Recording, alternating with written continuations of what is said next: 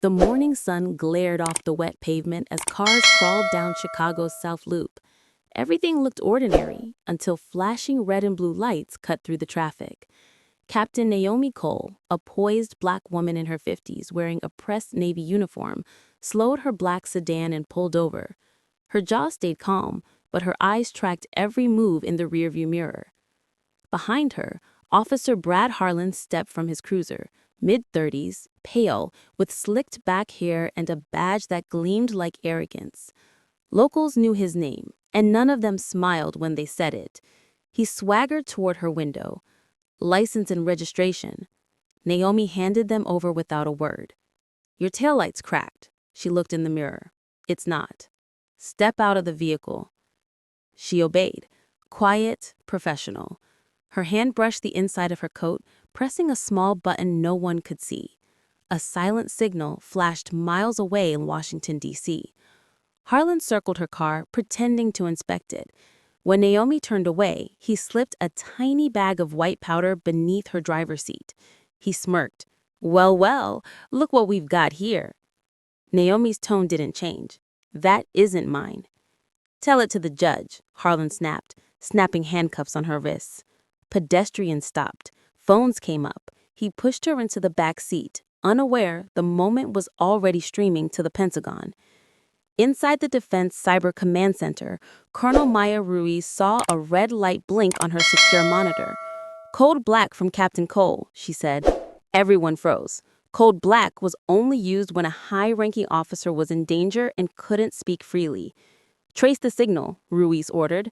She's at a traffic stop in Chicago. And wait, there's a live video feed. The room darkened as the footage appeared, Harlan planting the drugs, grinning. Ruiz clenched her fists. He just framed a federal officer on camera. She turned to her team. Move. Get the lawyers, the files, and a transport team. Now. Back at the precinct, Harlan typed his false report. Black female suspect, 52, drug possession, resisted arrest. He hummed as he saved the file. In the holding room, Naomi sat straight, wrists bruised, eyes steady. She had faced war zones. This wasn't fear.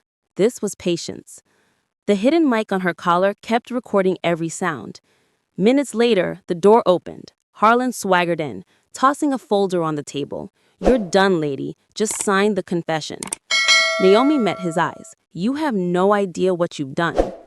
He laughed. You think your little rank means anything to me? Naomi tilted her head. It will in about 5 minutes. The station door burst open. 2 federal agents in black suits stormed in, followed by Colonel Ruiz and a team of military lawyers. Harlan jumped up. You can't just walk in here. Ruiz's voice cut through the air. Sit down. You're under investigation for falsifying evidence against a federal officer. The room went dead silent. Naomi stood. Ruiz nodded respectfully. General Naomi Cole, are you all right? Naomi stretched her wrists. I am now. Harlan blinked. General? Ruiz pointed to the badge on Naomi's uniform. Cyber Defense Division, you just handcuffed a decorated general on camera. One of the lawyers plugged a flash drive into a laptop. The video played. Harlan planting the drugs, his face drained of color. The police chief stormed in. What is going on here? Ruiz handed him the drive. Your officer just became national news.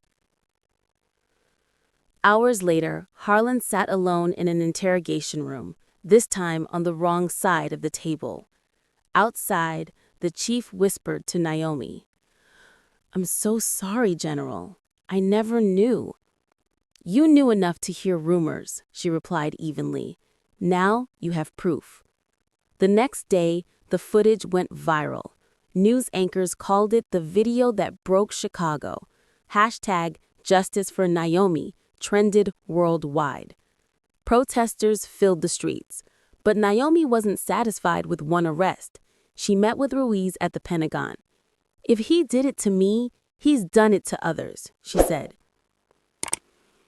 Within weeks, an internal audit uncovered dozens of falsified cases under Harlan's name. Same neighborhoods, same tactics, no working body cams. The victims, mostly Black and Latino, began stepping forward.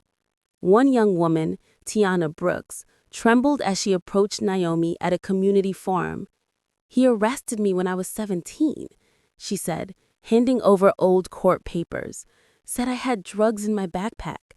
I lost my scholarship." Naomi's eyes softened. "You didn't lose it. They stole it. And now we're taking it back." Together with Colonel Ruiz, she launched Operation Clean Slate, a joint task force to review every wrongful arrest tied to Harlan and his associates. Soon, a thick notebook surfaced from his locker. Names, dates, and notes like trophies. Corner of 8th, easy hit. Kid from church, planted bag. Naomi laid the book on the chief's desk. These aren't just notes, they're confessions. Months later, in federal court, Harlan stood in chains as Naomi entered the courtroom in full uniform. He avoided her gaze. The judge asked, "Do you understand the charges?" He nodded weakly. Naomi spoke quietly but clearly. "You thought justice was blind. It isn't. It just finally opens its eyes." The gavel fell, guilty on all counts. Outside, cameras flashed as Naomi addressed the crowd. "This isn't only my victory. It belongs to every person who was silenced, every name written in that notebook, and every voice that dared to speak truth." Behind her, Tiana smiled through tears. Naomi looked up at the Chicago skyline and whispered, "They built their power on fear. We're rebuilding it on truth."